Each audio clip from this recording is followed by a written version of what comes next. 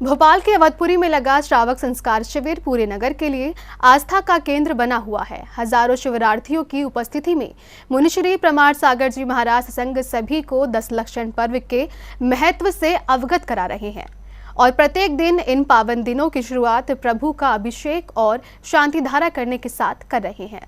प्रत्येक दिन प्रभु के अभिषेक और शांति धारा के मंत्रों से पूरा अवधपुरी गूंज रहा है। 10 लक्षण पर्व के उपलक्ष्य में मुनिश्री प्रमाण सागर जी महाराज संघ के मंगल सानिध्य में हजारों भक्त प्रभु आराधना के लिए शिविर स्थल पर एकत्रित होते हैं और पूरे श्रद्धा भावों से प्रभु की प्रतिमा पर श्रद्धा के कलश ढुराते हैं।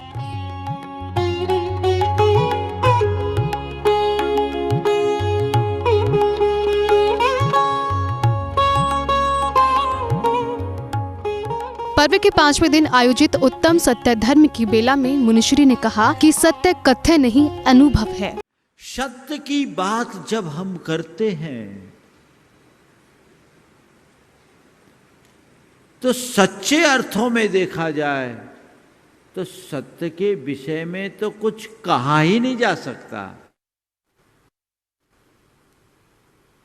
सत्य कथ्य नहीं है, अनुभव गम्य है, अकथ्य है, उसे कहा नहीं, अनुभव किया जा सकता है। जो भी सत्य की बातें होती है वो सत्य नहीं है, सत्य अनुभूति का विषय है। वो शब्दों की अभिव्यक्ति का साधन नहीं, अनुभूति की साधना है। जो भीतर है उसका अनुभव करो, वो अशब्द है। शब्द के माध्यम से सत्य की नहीं सत्याचरण की बात हो सकती है। मुनिवर ने कहा कि जब हम सत्य की बातें करते हैं तो उसका तात्पर्य सत्याचरण से समझना। जीते जी समझ लो राम नाम सत्य है। आज जब हम सत्य के संदर्भ में बातें करते हैं तो उसका संबंध सत्य से नहीं सत्याचरण से समझना। वो सत्याचरण जो हमें हमारे जीवन के सत्य के निकट पहुंचा दे। सत्य के निकट पहुंचाने वाला सत्याचरण है, पर वो सत्याचरण सच्चे अर्थों में उसके ही जीवन में घटित होगा जो सत्य को जानेगा। क्या है जीवन का सत्य?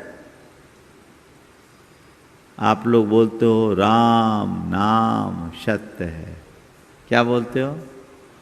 राम नाम सत्य है। किसको सुनाते हो? मुर्दे को। बोलो, मुर्दे को सुनाते हो। और ये भी कैसी विशेष विचित्रता है, जिंदगी भर घिसटने वाला अंत में प्रगतिशील हो जाता है, 4 के कंधों पर जाता है। जिंदगी भर घिसट के चलने वाला अंत में प्रगतिशील हो जाता है, 4 के कंधे पर चलता है और लोग उसे सुनाते हैं राम नाम सत्य है। जिसने पूरा जीवन इसे ही झुठलाने की कोशिश की, मरने के बाद उसे सुनाया जाता है राम नाम सत्य है। भाई जीते जी समझ लो कि राम नाम सत्य है, उससे मुझे पकड़ना है। मुनिवर की वाणी से अनुग्रहित होने के बाद समस्त शिविरार्थी पूजन आदि करते हुए अपने कर्मों की निर्जरा भाते हैं और कामना करते हैं कि ये पर्व उनके आत्मशुद्धि का कारक बने। जैन फोकस के लिए भोपाल मध्य प्रदेश से ब्यूरो रिपोर्ट।